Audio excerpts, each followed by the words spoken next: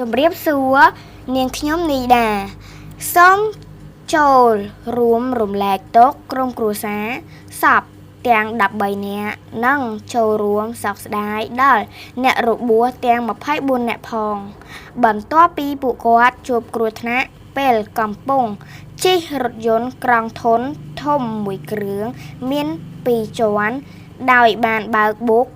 បង្កាន់ដៃស្ពានអូប្រាសាទស្ថិតនៅឃុំកកស្រុកសន្ទុកខេត្តកំពង់ធំធ្លាក់ចូលក្នុងទឹកបង្កឲ្យ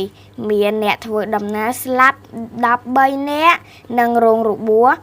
24នាក់ក្នុងចំណោមអ្នកធ្វើដំណើរសរុប37នាក់ហេតុការណ៍នេះបានកើតឡើងកាលពីម៉ោង2យប់នាថ្ងៃទី20វិច្ឆិកាសាក្សីបញ្ជាក់ថាមូលហេតុអ្នកបើកបรงងុយដេកទៅរេចង្កូតជួបគ្រោះថ្នាក់បែបនេះជម្រាបលា